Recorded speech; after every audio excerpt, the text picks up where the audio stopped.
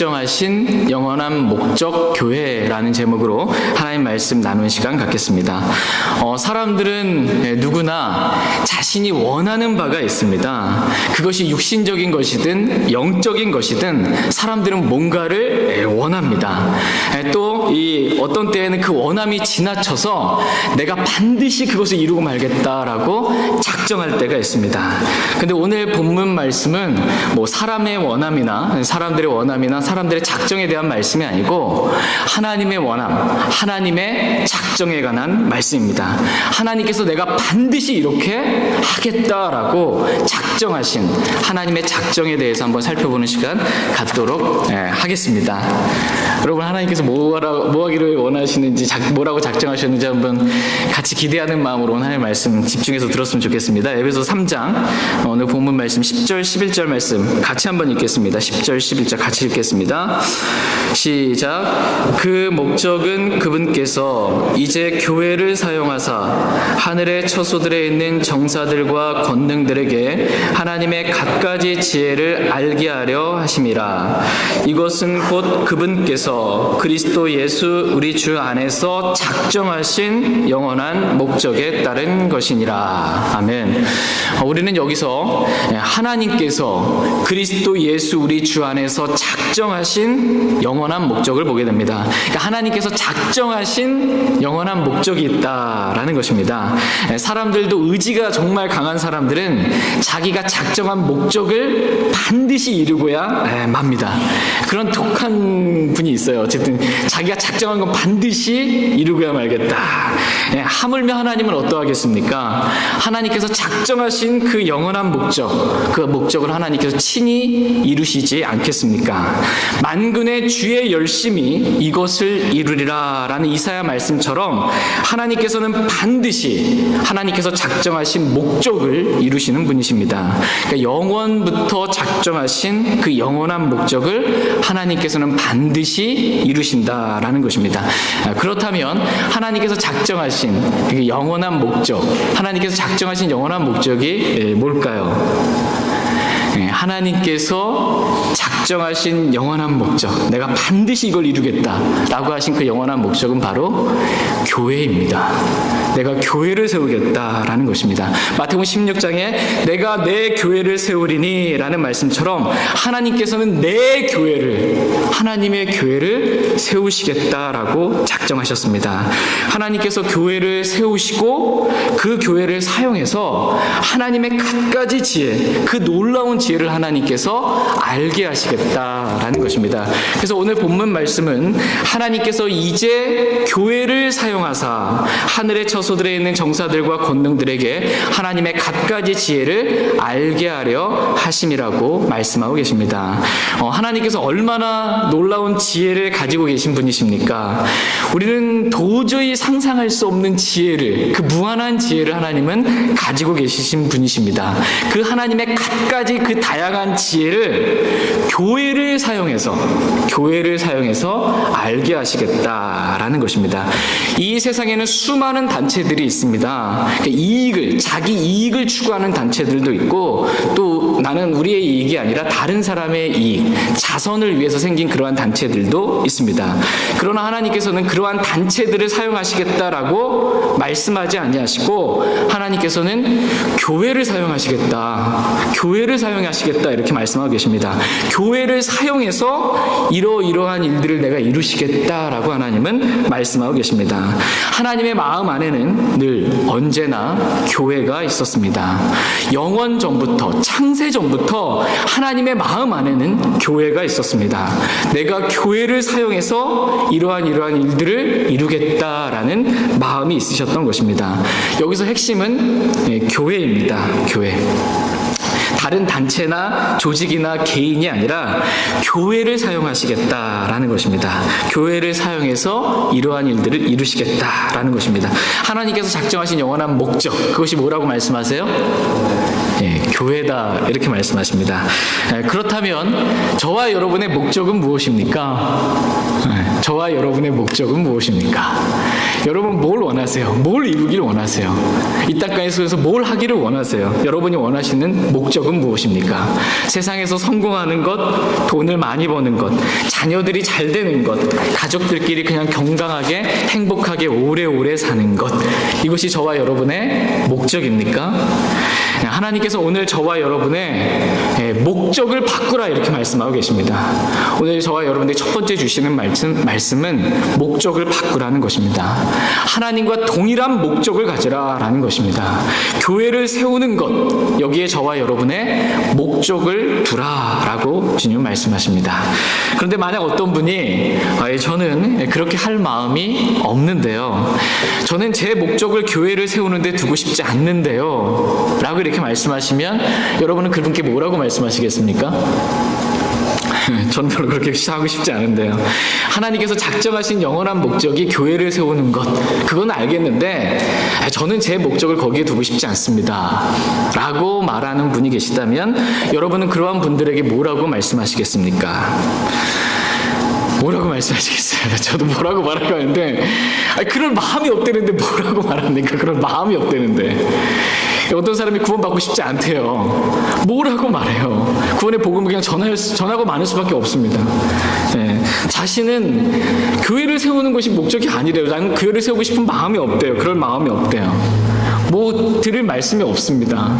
근데 오늘날 대부분의 그리스도인들의 마음이 이러합니다. 하나님께서 작정하신 영원한 목적이 무엇인지 알고 싶은 마음도 없고, 알아도 그 목적대로 살고 싶은 마음도 없는 것입니다. 그럴 마음이 없어요. 여러분들은 어떻습니까? 여러분들은 하나님께서 작정하신 영원한 그 목적에 따라서 교회를 세우기 위해 여러분의 인생을, 여러분의 삶을, 여러분의 모든 것들을 드리길 원하십니까? 원래 이 정상적인 그리스도인의 마음의 상태라면 하나님, 제 목적이 하나님의 목적과 달랐군요. 제 목적은, 하나님의 목적은 교회를 세우는 것인데 제 목적은 그게 아니었습니다. 하나님, 이제 제가 제 목적을 바꾸겠습니다. 이제부터는 제가 하나님의 목적에 따라서 저도 교회를 세우는데 힘쓰겠습니다 라고 기도하는 것이 정상적인 영적인 상태, 올바른 상태에 있는 그리스도인의 마음입니다. 그런데 육신적인 상태에 있으면, 육신적인 마음의 가운데 있으면 이런 기도가 잘 안 나옵니다. 뿐만 아니라 이런 말씀조차 듣기도 싫습니다.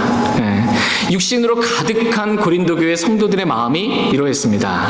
그러나 하나님께서는 그러한 고린도 교회 성도들에게 다음과 같은 말씀을 주셨습니다. 다 같이 고린도전서 14장 12절 말씀 보겠습니다. 고린도전서 14장 12절 말씀.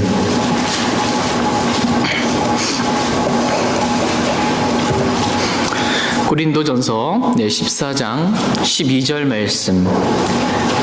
찾으셨으면 같이 읽겠습니다. 고린도전서 14장 12절입니다. 같이 읽겠습니다. 이와 같이 너희도 영적 선물들에 열심히 있은즉 교회를 세우는 일에 너희가 뛰어날 것을 구하라. 아멘. 고린도 교회 성도들은 영적 선물들에 열심히 있었습니다. 특별히 방언하는 그 일에 열심히 있었습니다. 왜 그렇게 방언하는 것에 고린도 교회 성도는 열심히 있었을까요? 방언을 하면 내가 뭔가 영적으로 뛰어난 존재가 되는 것 같은 그러한 마음이 있었기 때문입니다. 방언을 하게 되면 나를 세우게 되기 때문입니다. 다른 성도들과 비교해서 너는 못하지, 근데 나는 이런 거 할 줄 알아, 이렇게 하기 때문에 좀 더 자기를 세우기 위해서 방언을 하는 일에 열심히 있었던 것입니다. 그러나 너희는 자신을 세우는 일에 그렇게 열심히 갖지 말고 교회를 세우는 일에 뛰어날 것을 구하라, 이렇게 하나님께서 말씀하십니다. 자기를 세우기 위해 구하지 말고 교회를 세우기 위해 구하라. 교회를 세우기 위해 살라, 이렇게 말씀하십니다. 이것이 하나님과 목적이 다른, 또 하나님의 목적대로 별로 살고 싶은 마음도 없는 그러한 고린도 교회 성도들, 그러한 사람들에게 주신 하나님의 말씀입니다. 하나님께서 작정하신 영원한 목적은 교회를 세우는 것이라고, 너희는 교회를 세우는 그 일에 뛰어날 것을 구하라고, 이것이 바로 하나님의 뜻이라고 사도 바울은 별로 듣고 싶지도 않은 그러한 고린도 교회 성도들에게 교회에 관한 교리, 교회에 관한 말씀을 선포하고 있는 것입니다. 정말 때에 맞든지 맞지 않든지 사도 바울은 그냥 주님의 뜻은 이렇다라고 주님의 말씀, 교리를 선포하고 있습니다. 다 같이 디모데후서 4장 말씀 보겠습니다. 디모데후서 4장 2절에서 4절 말씀 보겠습니다.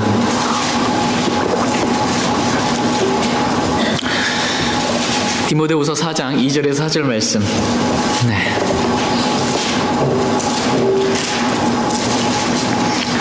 디모데후서 4장 2절에서 4절 말씀입니다.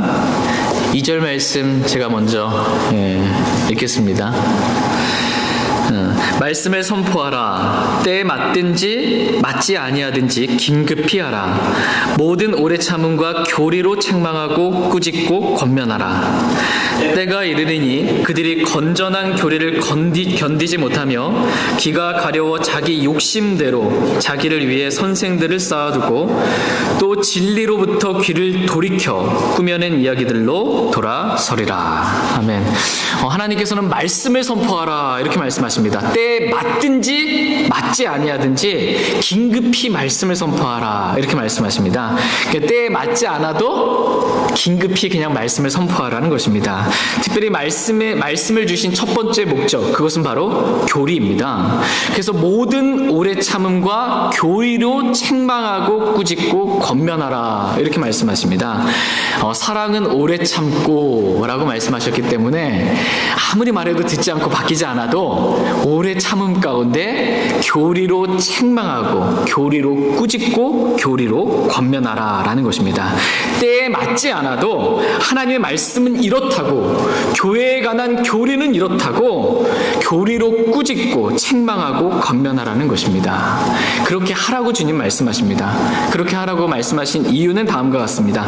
같이 디모데후서, 지금 펴놓으신 말씀 디모데후서 3장 16절 17절 말씀 보겠습니다. 디모데후서 3장 16절 17절 같이 읽겠습니다.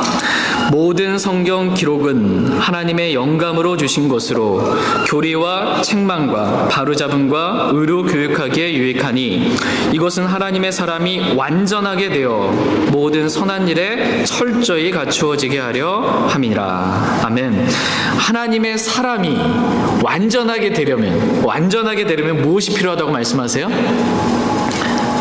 하나님의 사람이 완전하게 되려면 모든 성경 기록이 필요한데, 특별히 첫 번째 성경을 주신 목적, 교리가 필요하다라는 것입니다. 교리가 필요하다는 것이에요. 교리가 없으면 하나님의 사람이 완전하게 될 수 없다는 것입니다. 또한 모든 선한 일에 철저히 갖추어질 수 없다는 것입니다. 그러므로 교리로 책망하고 교리로 꾸짖고 교리로 권면하라 이렇게 말씀하고 계십니다. 그러나 사람들은 어때요?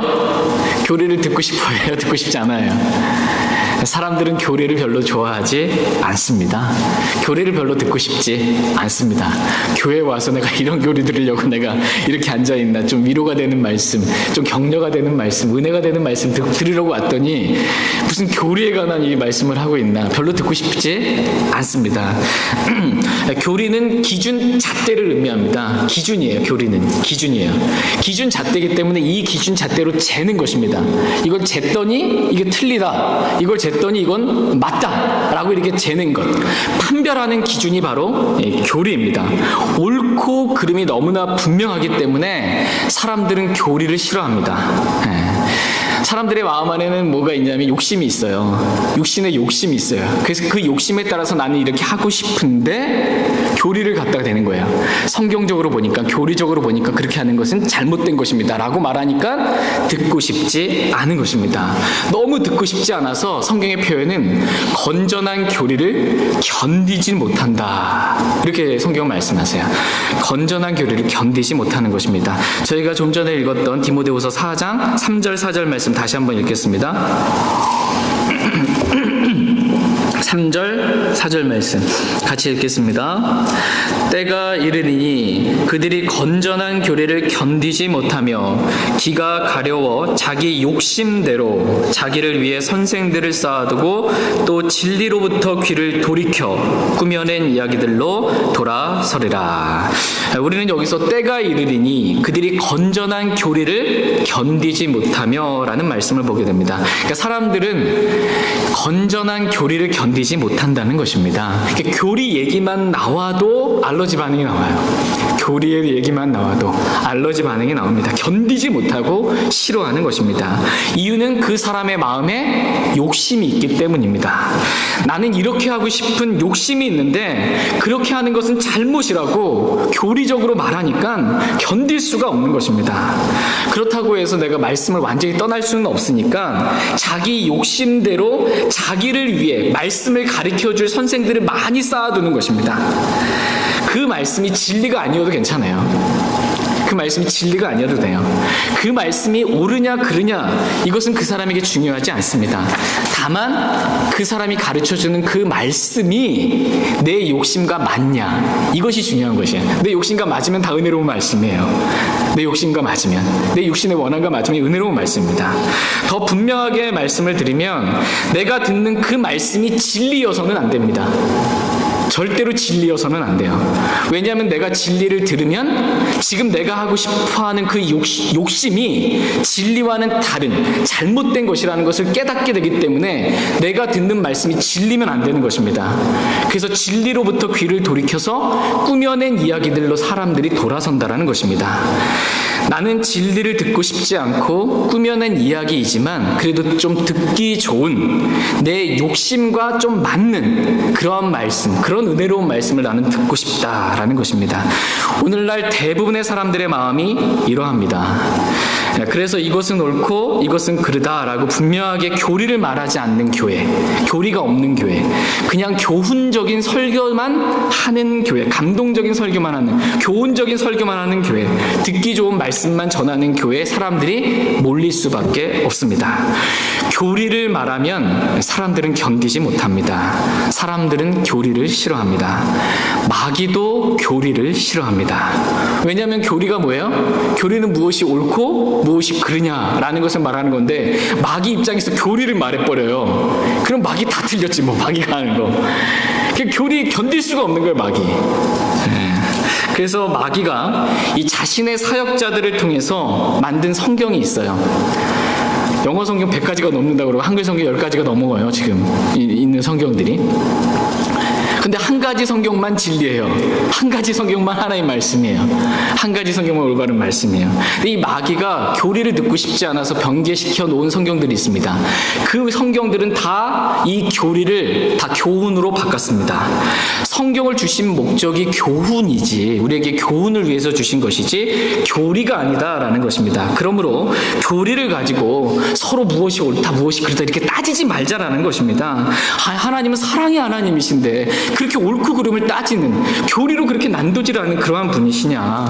우리 서로 사랑으로, 서로의 교리는 그냥 다 인정하고 사랑으로 하나 되자라는 것입니다.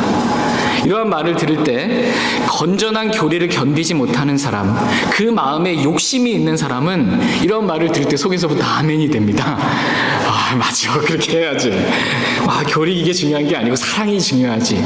이렇게 된다라는 것입니다. 그러나 하나님을 사랑하는 사람, 하나님의 말씀을 사랑하는 사람은 그러한 말을 들을 때 그러한 사람들에 대해서 칭찬하지 않고 도리어 그들과 싸운다. 이렇게 성경은 말씀하고 계십니다. 다 같이 잠언 28장 말씀 보겠습니다. 잠언 28장 4절 말씀 보겠습니다. 잠언 28장 4절 말씀.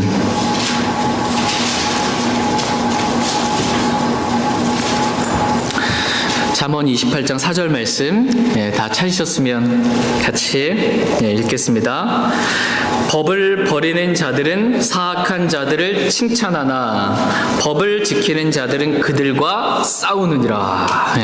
법을 버리는 자, 하나님의 말씀을 버리는 자들은 사악한 자들을 칭찬한다는 것입니다. 기준이 없으니까 그냥 나에게 잘해주면 그냥 칭찬이에요. 그러나 법을 지키는 자, 하나님의 말씀을 지키는 자는 그들과 싸운다, 이렇게 말씀하고 계십니다. 말씀의 법이 중요하기 때문에, 즉 말씀의 법, 교리가 중요하기 때문에 성경과 다른 교리를 말하는 사람들과 싸울 수밖에 없다는 것입니다. 그러나 말씀의 법을 버린 사람은 성경과 다른 교리를 말해도 그냥 그 사람 칭찬하는 것입니다. 그래서 그 인품이 참 뛰어난 사람이야, 사랑이 많은 사람이야. 성경과 다른 교리를 말해도 그냥 그 사람 칭찬한다는 것입니다. 왜냐하면 이 사람에게 있어서는 말씀이 중요치 않기 때문입니다. 교리가 중요하지 않기 때문입니다. 그러나 사도 바울에게 있어서, 디모데에게 있어서, 또 하나님을 사랑하는 사람들에게 있어서는 말씀의 법, 이 교리가 중요했습니다. 자신의 생명보다 이 말씀의 법이 더 중요했습니다. 그래서 교리로 책망하고 교리로 꾸짖고 교리로 권면할 수밖에 없었던 것입니다. 그리고 성경과 다른 교리를 말하는 사람들에 대해서 절대로 칭찬하는 말이 나갈 수가 없는 것입니다. 반대로 그 사람에 대해서 싸울 수밖에 없습니다. 그 사람이 지금 하는 말은 성경과 다른 교리라고 그 사람과 싸울 수밖에 없습니다. 여러분은 어떻습니까? 여러분은 성경과 다른 교리를 말하는 사람들에 대해서 칭찬하고 계십니까? 아니면 그분과 싸우고 계십니까? 쌈쟁이가 되라는 말을 쓰면 안 돼요. 의도적으로 막 이렇게 싸움을 걸고 싸울 필요는 없는데 칭찬할 수는 없어요. 도저히 칭찬할 수 없어요. 그것이 틀리다라고 분명하게 믿음을 말할 수밖에 없습니다. 오늘은 성경을 주신 목적에 따라, 성경을 주신 목적이 교리입니다. 그 목적에 따라서 교회에 관한 교리를 말씀드리려고 합니다. 최대한 간략하게 이렇게 말씀을 드리고 싶은데 좀 길어졌습니다. 죄송하지만 그래도 간략하게 어쨌든 최대한 빨리 진도를 나갈 테니까 여러분이 이 말씀을 들어주셨으면 좋겠습니다. 핵심만, 오늘 말씀에 이 교회에 관한 교리, 이 핵심을 잘 기억하시고 이 교리와 다르게 말하고 다르게 믿고 다르게 실행하는 교회가 있다면 그 교회는 하나님이 미워하시는 교회구나, 그 교회는 더 나아가서 성경적으로 표현하면 하나님께서 진노하시는 교회구나 라는 것을 분별하셨으면 좋겠습니다. 그러니까 교리로 분별하는 것입니다. 교리로 분별합니다. 어떤 교회가 하나님께서 기뻐하시는 교회인지, 또 어떤 교회가 하나님께서 미워하시는 교회인지 교리로 분별하라 라는 것입니다. 먼저 본격적으로 살펴보기 앞서서 교회의 정의에 대해서 한번 살펴보겠습니다. 교회의 정의. 교회가 뭐냐 도대체? 여러분, 교회가 뭐라고 생각하세요? 교회가 뭔지, 이 교회에 관한 정의를 한번 보겠습니다. 성경에는 교회에 대해서 5가지 용례를 말씀해주고 계십니다. 구약 성경에는 교회라는 단어가 단 한 번도 등장하지 않습니다. 신약 성경에만 117번 이렇게 교회라는 단어가 등장합니다. 교회는 헬라어로 에클레시아예요. 많이 들어보셨죠? 에클레시아. 헬라어로 에클레시아를, 그 에클레시아를 영어로 번역하면 처치가 되는 것이고 한국말로 번역하면 교회가 되는 것입니다. 에클레시아의 뜻은 뭐냐면 불러냄을 받은 모임이에요. 불러냄을 받은 모임. 그러니까 called out assembly입니다. called out assembly. 불러냄을 받은 assembly, 모임, 집회입니다. 그렇기 때문에 성경은 불러냄을 받아서 모임을 교회라고 다 이렇게 말씀하세요. 어디서든지 어쨌든 불러냄을 받아서 모임이 형성됐어요. 그럼 그게 교회다 이렇게 말씀하고 계십니다. 출애굽한 이스라엘 여러분 기억나세요? 이집트에서 불러냈잖아요. 이집트에서 불러내어서 광야에서 이스라엘이 모였어요. 이것을 가리켜서 광야에 있던 교회라고 이렇게 성경은 말씀하고 계십니다. 광야에 있던 교회다. 출애굽한 이스라엘도 교회라고 이렇게 사도행전에서 말씀하세요. 두 번째는 교회가 모임이에요. 모임이기 때문에 에베소라는 그 도시, 에베소의 다이애나 신전, 우상 신전 있잖아요. 그 신전을 가리켜서 교회라고 말해요. 우상 신전을 가리켜서. 그래서 그 에베소에 있는 마을 서기가, 이 고을 서기가 그 사도 사도 바울로 인해서 많은 사람들이 그 뭐라 그럴까요? 뭐 분쟁? 하여튼 이게 일어났어요. 이게 일어났을 때 이 마을 서기가 고을 서기가 한 말이 사도 바울이 교회 물건도 탈취하지 않았는데 왜 이런 소란을 피우냐 이렇게 성경에 기록되어 있어요. 그러니까는 이방 신전도 우상을 섬기는 신전도 교회라고 성경은 말씀하신 거예요. 그냥 왜 모였으니까 불러내서 어쨌든 모이면 교회라는 거예요. 우상을 섬겨도 교회라고 이렇게 말씀하세요. 넓은 의미입니다. 세 번째로 예수님 당시에 그 유대인들이 회당으로 모였잖아요. 예수님 당시 흩어져 있던 유대인들이 회당으로 모였는데 그 유대인들이 모이는 회당도 모였으니까 교회다 이렇게 말씀하세요. 마태복음 18장에 보면 그가 그들의 말을 듣기를 무시하거든 교회에게 그것을 말하고 그가 교회의 말 듣기를 무시하거든 너는 그를 이교도나 세리같이 여기라 이렇게 예수님 말씀하세요.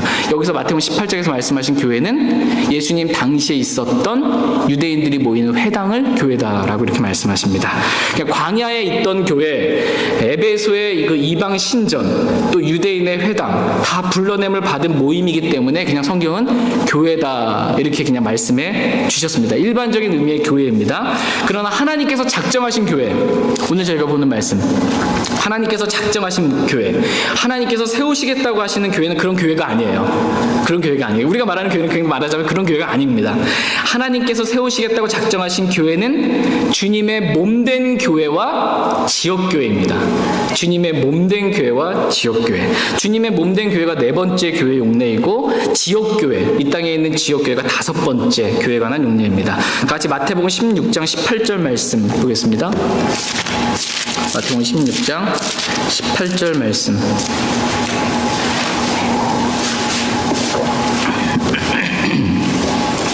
마태복음 16장 18절 말씀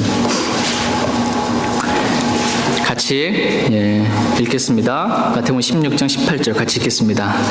또 내가 내게 이르노니 너는 베드로라 이 반석 위에 내가 내 교회를 세우리니 지옥의 문들이 그것을 이기지 못하리라. 아멘. 우리는 여기서 예수님께서 하신 말씀을 보게 됩니다. 예수님께서 뭐라고 말씀하셨어요? 내가 내 교회를 세우리니 라고 이렇게 말씀하셨습니다. 앞으로 내가 내 교회를 세우겠다라는 그러한 강한 의지가 이 말씀에 담겨져 있습니다. 그러므로 예수님 당시에는 교회가 세워졌어요? 안 세워졌어요? 내가 내 교회를 세우리니 라고 미래형으로 말씀하셨어요. 예수님 당시엔 교회가 없다라는 거예요. 넓은 의미의 그냥 사람들이 모인 교회는 있지만 하나님께서 작정하신, 예수님께서 친히 세우시겠다고 하신 그 교회는 아직 세워지지 않았습니다. 주님의 몸인 교회는 세워지지 않았습니다. 그렇다면 주님께서 세우시겠다라고 약속하신 교회는 언제 어떻게 세워지게 될까요? 다 같이 사도행전 20장 말씀을 한번 보겠습니다. 사도행전 20장. 오늘은 교회에 관한 교리에 관련해서 이렇게 전반적으로 쭉 말씀을 드립니다. 사도행전 20장 28절 말씀, 여러분이 알고 계셨던 교리를 다시 한번 새롭게 정립할 수 있는 시간 되었으면 좋겠습니다. 사도행전 20장 28절 말씀 같이 읽겠습니다. 시작. 그러므로 너희 자신과 온 양떼에게 주의를 기울이라. 성령님께서 너희를 그들의 감독자로 삼으사 하나님의 교회 곧 그분께서 자신의 피로 사신 교회를 먹이게 하셨느니라. 아멘.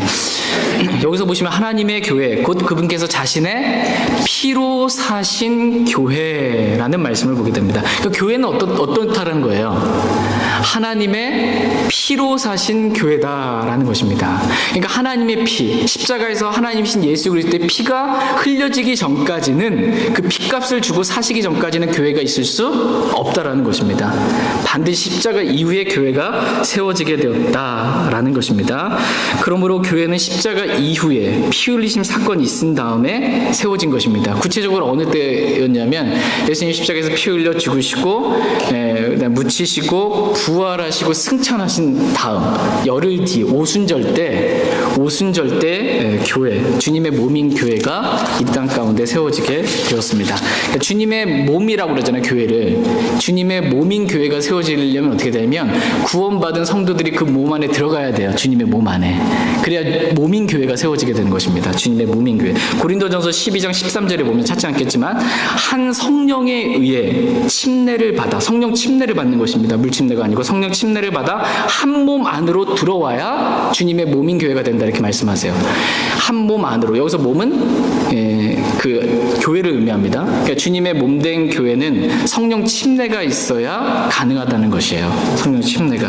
십자가의 피가 딱 흘렸다고 끝, 이게 아니고 십자가의 피가 있고 성령으로 침례를 받아야만, 성령 침례를 받아서 주님의 몸 안에 들어와야만 주님의 몸된 교회가 세워진다라는 것입니다. 그럼 성령 침례는 언제 받았어요? 예수님께서 내가 성령으로 침례를 주리라 이렇게 말씀하셨잖아요. 성령 침례 준다고. 그 예수님께서 성령 침례 주신 때는 언제 나는 거예요? 사도행전 2장입니다. 사도행전 2장 오순절 때 성령으로 침례를 받게 된 것입니다. 사도행전 2장 41절 말씀, 2장 33절 말씀 보겠습니다. 사도행전 2장 33절. 사도행전 2장 1절서부터 쭉 오순절 때 성령님께서 부어지셔서 어떠한 일들이 있게 되었는지 쭉 말씀하시면서 이러한 일들과 관련해서 지금 베드로가 지금 하고 있는 말입니다. 사도행전 2장 33절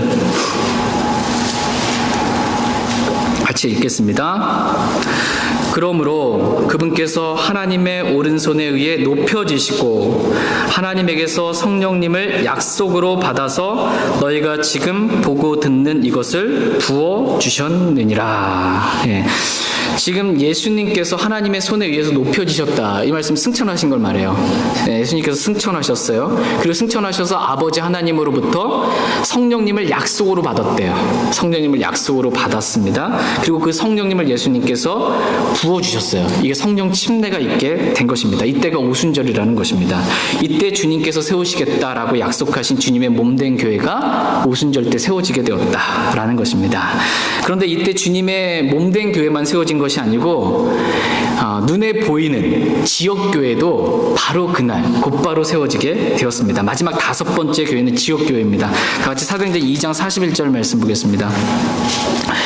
그래서 많은 분들이 교회가 그럼 언제 시작됐냐 가지고 많이 이렇게 구약 시대부터 교회가 있었다, 예수님 당시에도 교회가 있었다, 이렇게 말하는데 정확한 성경적으로 봤을 때 교회는 언제 시작됐냐? 예수님 십자가 사건 이후 오순절 때 성령님이 부어짐으로 주님의 몸된 교회가 시작되었다라는 것입니다. 사도행전 2장 41절 말씀 같이 한번 읽겠습니다. 같이 읽겠습니다. 그때 그의 말을 기쁘게 받아들인 자들이 침례를 받음에 바로 그날에 3,000혼 가량이 그들에게 더해지니라. 아멘. 지금 오순절날 베드로가 이렇게 복음 설교를 했어요. 설교의 말씀을 듣고 기쁘게 받아들인 사람이, 그 말을, 이 복음의 말씀을 기쁘게 받아들인 사람들이, 즉 복음을 마음으로 믿은 사람들이 다 어떻게 했어요? 침례를 받음에 바로 그날에 3,000혼가량이 그들에게, 즉 교회에게, 모임에게, 그 예수님 믿는 모임이에요. 그 교회에게 더해지니라 이렇게 말씀하고 계십니다. 그러니까 오순절날 주님의 몸된 교회가 세워지면서 곧바로 바로 그날 뭐가 세워진 거예요? 지역교회가 세워진 것입니다. 바로 지역교회가 세워졌어요. 그러니까 한마디로 하나님께서 세우시겠다라고 작정하신 교회는 주님의 몸된 교회와 함께 지역교회를 의미합니다. 주님의 몸된 교회만 세우고 지역교회는 난 안 세우겠다 이렇게 하나님이 하신 것이 아니고, 주님께서 작정하신, 내가 교회를 세우겠다라고 작정하신 이 교회는 주님의 몸된 교회와 함께 지역교회를 의미합니다. 지역교회를 세우시겠다라는 것입니다. 그래서 이 사도행전 2장 이후서부터는 다 무슨 말씀이 기록됐냐면 하나님께서 세우시겠다고 작정하신 그 교회, 지역교회가 이 땅에서 어떻게 세워지게 되었는지에 1차, 2차, 3차 전도행, 사도 바울이 어떻게 세워지게 되었는지를 기록해주고 있는 거예요. 이 땅에 어떻게 교회가 시작되게 되었는지, 어떻게 형성되게 되었는지, 그리고 넘기게 되면 사도행전 넘기고 나서 보면 로마서 나오잖아요. 쭉 나오잖아요. 고린도전서, 갈라디아서, 에베소, 빌립보서 쭉 나오는 교회들에게 보낸 서신들이 나와요. 그러니까 하나님께서 세우시겠다고 작정하신 이 지역 교회가 어떻게 이 땅 가운데서 믿음 생활해야 하는지, 어떻게 교회에서 생활해야 되는지, 어떻게 이 세상에서 살아야 하는지 교회에게 주신 말씀들이 쫙 기록되어 있는 것입니다. 교회에게 주신 말씀들, 어떻게 교회는 해야 된다라는 말씀들이 쫙 기록되어 있고, 그 다음에 이 교회가 주님 오셔서 공중재림하셔서 이 교회가 들림받게 되면 이 교회는 나중에 어떻게 되는지 요한계시록에 기록해주고 있어요. 이 교회는 어린 양의 신부가 된다 라고 기록해주고 있고, 이 교회는 어디서 살 거냐, 새 예루살렘에서 살 것이다 라고 성경의 초점은 오직 교회예요. 물론 예수 그리스도인데 예수 그리스도의 신부인 교회에 이걸 초점을 맞춰 쭉 말씀을 신약 서신은 말씀해주고 있습니다. 이러한 말씀이 신약 서신입니다. 그러므로 신약 서신은 개별적으로 그리스도인에게 준 말씀이라기보다는 지역 교회에 속한 성도들에게 주신 말씀입니다. 교회 그리스도인에게 주신 말씀이긴 한데요, 말씀이 어떤 그리스도인에게 줬냐면 지역 교회에 속한 그리스도인에게 주신 말씀이라는 것입니다. 지역 교회. 지역 교회에 속하지 않는 그리스도인들은 반드시 지역 교회에 속해야 한다라고 말씀해 주시고, 그 지역 교회에 속한 그리스도인으로서 이 땅에서 어떻게 생활해야 하는지, 교회 생활은 어떻게 해야 되는지를 말씀해 주신 것입니다. 반드시 그리스도인은 지역 교회에 속해야 한다. 이것이 하나님께서 작정하신 영원한 목적입니다.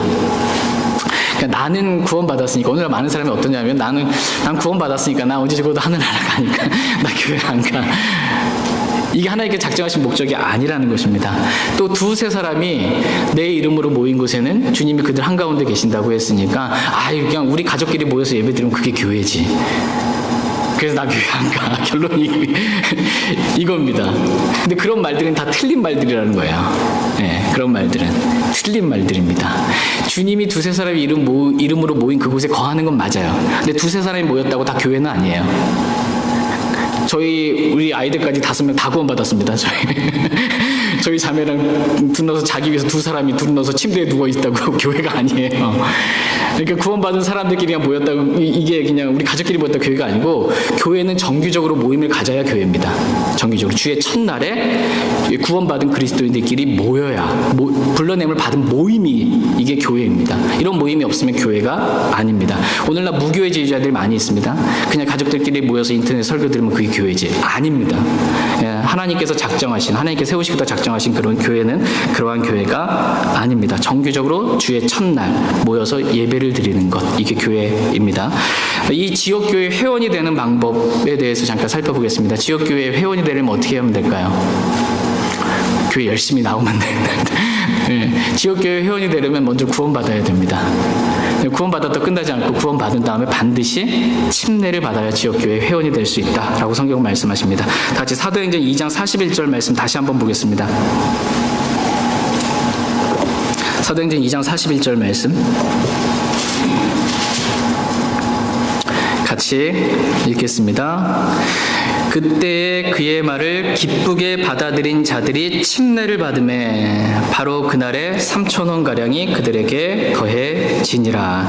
그러니까 베드로가 복음의 말씀을 전했을 때 그 복음의 말씀을 기쁘게 받아들인 자들이, 즉 예수 그리스도를 믿고 구원받은 자들이 다 침례를 받았습니다. 침례를 받음에 그날에 3,000원가량이 이 지역교회, 예루살렘 지역교회에 더해지게 되었다라고 성경은 말씀하십니다. 그러니까 주님의 몸된 교회는 구원만 받으면, 성령 침례를 통해 주님의 몸 안으로 침례를 받았기 때문에 그냥 주님의 몸된 교회는 구원만 받으면 그냥 이렇게 지체로 되어지는 거예요. 이게 보이지 않는 교회입니다. 구원만 받으면 끝입니다. 그러나 주님께서 작정하신 교회, 이 땅에 세우시는 지역교회는 구원받은 것으로만 되지 않아요. 반드시 침례를 받아야 지역교회 회원이 될 수 있다라고 성경은 말씀하고 계십니다. 침례를 받아야 되기 때문에 세례 받은 거 가지고 돼요, 안 돼요? 안 됩니다. 침례 받아야 지역교회 회원 되지 저 세례 몇 번 받았는데 이거 안 됩니다. 침례를 받아야 회원이 될 수 있습니다. 하나님께서 작정하신 교회는 구원받은 성도들이 침례를 받고 정규적인 모임을 갖는 교회를 의미합니다. 이 교회가 하나님께서 기뻐하시는 교회, 하나님께서 세우시겠다라고 작정하신 교회입니다. 교회에 대한 교리 가운데 중요한 교리가 바로 이 교회 회원이 되는 교리입니다. 반드시 구원받은 사람들만, 또 침례받은 사람들만, 침례 순종한 사람들만 교회의 회원이 될 수 있다라는 것입니다. 이것을 무시하면 어떻게 될까요? 구원받았으면 됐지, 세례 받았으면 됐지, 우리 열심히 나오는데 회원 시켜주지 뭐. 하나님께서 세우시겠다고 하는 교회는 아니에요. 일반적인 넓은 의미의 교회는 맞아요. 그냥 모였으니까 교회는 맞는데 하나님께서 세우시겠다고 하신 교회는 아닙니다. 하나님이 기뻐하시는 교회는 아닙니다. 근데 저와 여러분들이 세우려고 하는 교회는 뭐예요? 하나님께서 기뻐하시는 교회, 하나님께서 작정하시는 교회를 세우려고 하는 것입니다. 두 번째 교회에 관한 교리는 직분입니다. 직분. 교회의 직분은 목사와 집사 둘 외에는 없다는 것입니다. 뭐 서리 집사, 안수 집사, 권사, 권찰 이런 게 없다라는 거예요. 이런 거 없다라는 거예요. 성경에서 말씀하신 하나님께서 내가 이 교회를 세우는데 내가 세운 교회는 딱 두 가지 직분만 있다. 장로가 곧 목사입니다. 목사와 집사만 있다. 다 권사, 권찰 이런 거 없다라는 거예요. 하나님이 세우시겠다라는 교회는. 목사와 집사의 자격 요건되는 디모데전서 4장과 디도서에 이렇게 기록되어 있습니다. 목사와 집사의 자격 요건 가운데 가장 핵심이 되는 중요한 건 뭐냐면 한 아내의 남편입니다. 한 아내의 남편. 제가 저희 자매한테 제가 목사하고 있는 중요한 이유 가운데 하나가 당신이 있기 때문이라고 말할 때가 있어요. 한 아내의 남편이 목사의 자격이기 때문에 없으면 저는 못하는 겁니다. 그러니까는 목사와 집사는 오직 결혼한 남자만 될 수 있다라는 거야. 남편만 될 수 있다라는 것입니다. 근데 여자 목사가 있는 교회, 여자 집사가 있는 교회, 이 교회는 하나님께서 세우시겠다고 하신 교회가 아니에요. 하나님 그런 교회 안 세워요. 하나님은 말씀에 기록된 대로만 세우세요. 그 교회를. 하나님 그런 교회 안 세우세요. 여자 목사에 있는 교회, 여자 집사에 있는 교회는 하나님이 세우신 교회가 아니다라는 것입니다. 분별하는 것입니다. 세 번째 교회에 관한 교리는 교회에게 이것을 행하라 라고 주신 두 가지 명령, 두 가지 의식이 있습니다. 그것은 침례와 주의 만찬입니다. 침례와 주의 만찬. 이거 제대로 안 행하고 다른 거 크리스마스 지킨다, 다른 거 뭐 한다 이런 거 하지 말고 교회는 반드시 이 두 가지는 해야 된다. 침례와 주의 만찬. 침례를 행하라고 말씀하셨기 때문에 침례의 의미가 뭐예요? 정확한 단어 의미는 완전히 잠기는 겁니다. 물속에 완전히 들어가는 거예요. 수장 당하는 거예요. 장사 지내는 겁니다. 근데 세례는 뭐예요? 뿌리는 거잖아요. 세례 주는 교회는 하나님께서 세우는 교회가 아니라는 거예요.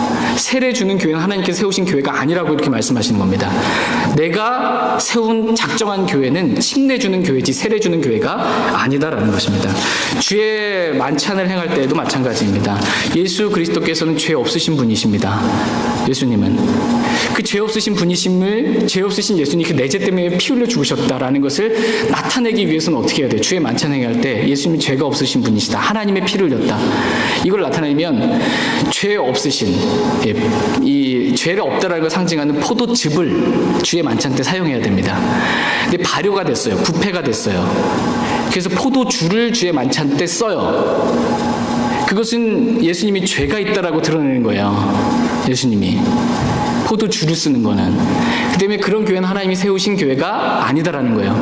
그래서 주의 만찬 행할 때 포도주를 쓰면 안 되고 포도즙, 순수한 피, 하나님의 피를 상징하는 포도즙으로 해야 된다라는 것입니다.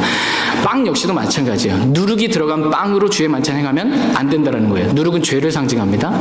그래서 저도 옛날에 그 장로교회에 있을 때 그 성만찬이라고 그러죠. 맛있었어요. 네모나게 이렇게 잘라가지고 이렇게 카스테라 이렇게 돼서 딱 넣으면 입에서 살살 녹는 게 부풀려진 거예요. 누룩으로. 이게 뭐가 첨가되면 아니라는 거예요. 예수님 죄 없으신 분이세요. 죄가 없으신 분이세요. 그래서 누룩이 들어간 빵으로 하면 안 된다는 거예요. 누룩 없는 빵으로 주의 만찬을 행하는 것. 이게 하나님께서 작정하신, 내가 이런 교회를 세우겠다고 작정하신, 주님께서 기뻐하시는 그러한 교회다라는 것입니다. 그렇게 하지 않는 교회는 주님이 세우신 교회가 아니다라는 것입니다. 감히 말씀을 드립니다. 주님이 세우시겠다고 작정하신 교회가 아닙니다. 그런 교회는 침례랑 주에만 올바르게 행하지 않는 교회. 교회 교리에 관한 네 번째 중요한 말씀은 교회는 진리의 기둥과 터라고 이렇게 말씀하십니다. 디모데전서 3장 15절에 하나님의 교회는 진리의 기둥과 터다 이렇게 말씀하세요. 교회에게 있어서 가장 중요한 건 뭐라는 거예요? 진리라는 거예요. 진리의 기둥과 터예요.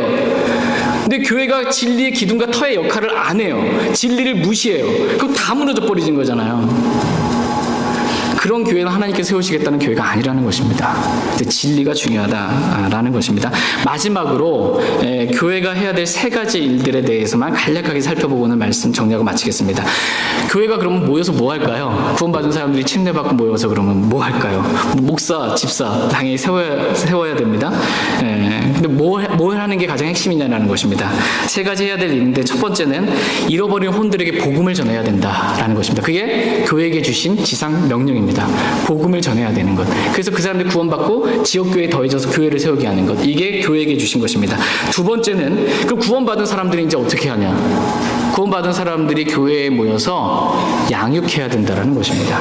구원받았으면 갓난아기로 태어났으니까 이제는 교회 안에서 양육이 되어야 된다는 것입니다. 그냥 애만 낳고 그냥 길가에 버리면 안 되고 온전한 가정에서, 온전한 교회에서 성장해야 된다는 것입니다.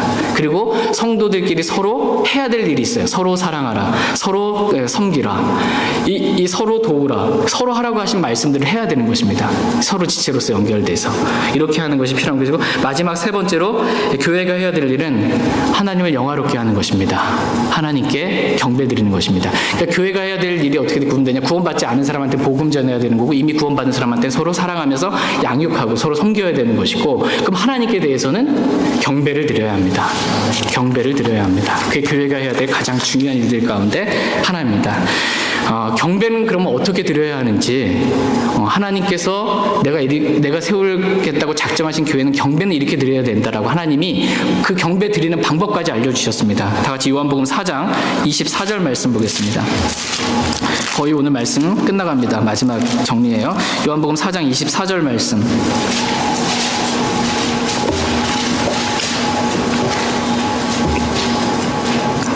요한복음 4장 24절 말씀, 경배를 어떻게 드려야 하는지 주님이 하신 말씀 보겠습니다. 요한복음 4장 24절 말씀 같이 읽겠습니다.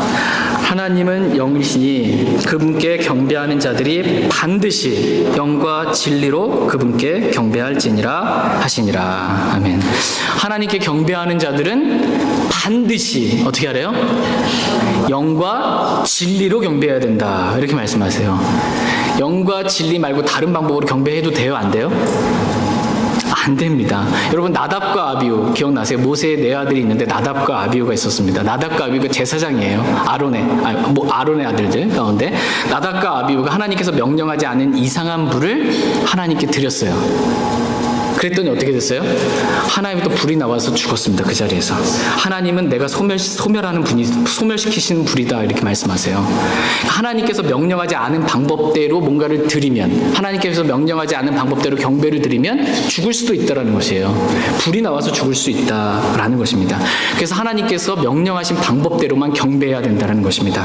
다른 방법으로 경배하지 말라는 거예요. 반드시 영과 진리로 하나님께 경배해야 된다라는 것입니다. 이렇게 영과 진리로 경배드리는 교회가 하나님께서 세우시겠다고 작정하신 교회다라는 것입니다. 영과 진리로 경배드리려면 첫 번째 어떻게 돼요? 영이 거듭나야 됩니다. 구원받아야 돼요. 영이 거듭나야만 영과 진리로 경배드릴 수 있어요. 영이 거듭나서, 예수님 믿고 영이 거듭나서 그 거듭난 영을 가지고 영을 사용해서 기도하고 영으로 찬양하고 영으로 경배드리라는 것입니다. 육신적인 생각으로 경배하는 것, 딴 생각하면서 경배하는 것, 졸면서 경배하는 것, 그거 이상한 불이라는 거예요. 하나님 안 받으신다라는 경배입니다. 구원받았으면 구원받은 사람이 그 영을 사용해서 영으로 기도하고 영으로 경배하라는 거예요. 육신적인 생각으로 하지 말라는 것입니다. 영으로 경배하는 것입니다. 또 반드시 진리로 경배하라, 이렇게 말씀하고 있어요. 진리로. 진리가 뭐예요? 예, 진리. 예, 말씀입니다. 아버지의 말씀은 진리니이다. 예수님께 직접 말씀하셨어요. 아버지의 말씀은 진리. 하나님 말씀이 진리예요. 하나님 말씀이 진리입니다. 성경이 진리예요. 그럼 NIV는 진리예요? 개역성경은 진리예요? 개역 개정성경은 진리예요? 진리가 뭐예요? 진리는 하나예요. 하나님 말씀 하나. 킹제임스 성경이 진리입니다. 킹제임스 성경이 진리입니다. 다른 모든 성경들은 진리를 흉내낸 가짜 성경이에요. 비진리예요. 마귀가 변개시켜 놓은 성경들이에요. 짝퉁 성경들이에요. 비진리로 경배하지 말고 짝퉁 성경으로 경배하지 말고 진리로 경배해야 된다고 말씀하십니다. 반드시.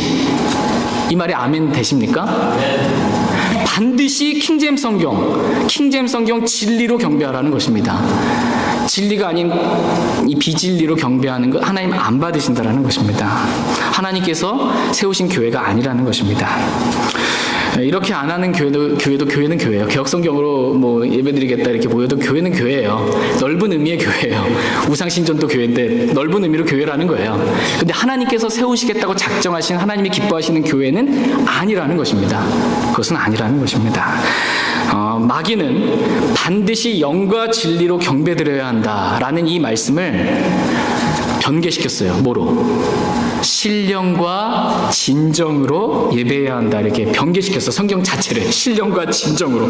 하나님은 반드시 영과 진리로 경배해야 된다 그러는데 개혁 성경 보면 NIV 성경 보면 신령과 진정으로 경배해야 된다. 개혁 성경이 신령과 진정. 신령이 뭐예요? 진정이 뭐예요? 신령과 모든 영적인 신령한 어떤 걸 가지고 무슨 분위기 가운데 진정으로 뭔가 이렇게 드리면 하나님이 그 경배 받으세요? 안 받으신다라는 겁니다. 그거는 이상한 불이라는 거예요. 이상한 불이다. 오직 경배는 영과 진리로만 경배하는 것이지 신령과 진정으로 이렇게 경배드린다고 하나님이 기뻐 받으시는 그런 예배나 그런 교회가 될 수 없다라는 것입니다. 근데 마귀는 성경 자체를 변개시키면서까지 경배드리는 방법을 바꿔놨어요. 진짜 다른 성경들은 마귀가 실제 변개시켜놓은 그런 성경들입니다. 이러한 말씀들, 이러한 교회에 관한 교리들에 대한 말씀들을 쭉 제가 지금까지 말씀드렸는데, 그래서 교리로 책망하고, 교리로 꾸짖고, 교리로 긴급히 이렇게 말씀을 전했습니다. 권면하고 말씀을 전했어요. 근데 이런 말씀 전하면 어떻게 된다라는 거예요? 건전한 교리를 사람들이 못 견딘다는 거예요. 이거 못 견뎌서 이런 교리 얘기하는 교회는 싫다 이거예요. 이 못 견딘다 이렇게 말씀하십니다. 그러나 주님 어떻게 하라는 것입니까? 그래도 긴급히 이 교리, 이 말씀을 선포하라 라고 주님은 말씀하고 계십니다. 그래서 하나님께서 기뻐하시는, 하나님께서 세우시겠다고 작정하신 교회를 세우는데 조금이라도 좀 힘을 보태라는 것입니다. 하나님께서 세우시겠다 작정하신 그 교회를 세우는데 좀 열심을 내라는 것입니다. 다 같이 고린도전서 14장 12절 말씀 읽고 오늘 말씀 마치겠습니다.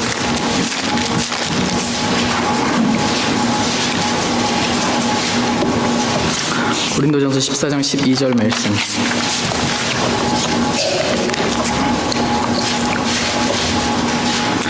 고린도전서 14장 12절 말씀. 같이 읽고 오늘 말씀 마치겠습니다. 같이 읽겠습니다. 이와 같이 너희도 영적 선물들에 열심히 있은즉 교회를 세우는 일에 너희가 뛰어날 것을 구하라. 저와 여러분이 하나님께 뭔가를 구하려 했는데 뭘 구하래요? 뭐 돈 많이 주세요, 건강 주세요, 뭐 주세요 얘기하고 구하라는 게 아니고 교회를 세우는 일에 뛰어날 것을 구하라 이렇게 말씀하십니다. 저희 모두가 하나님께서 세우시겠다라고 작정하신 주님의 몸된 교회, 이 지역교회를 세우는 일에 뛰어날 것을 하나님께 구할 수 있기를 원합니다. 다른 것 구하지 말고 하나님께서 작정하신 이 영원한 목적, 이 교회를 세우는데 뛰어날 것, 그것을 저희 모두가 구하며 살아갈 수 있기를 원합니다. 다 같이 일어나셔서 오늘 들은 말씀 기억하시고 주님 앞에 나아가 개인적으로 기도하는 그런 시간 갖겠습니다.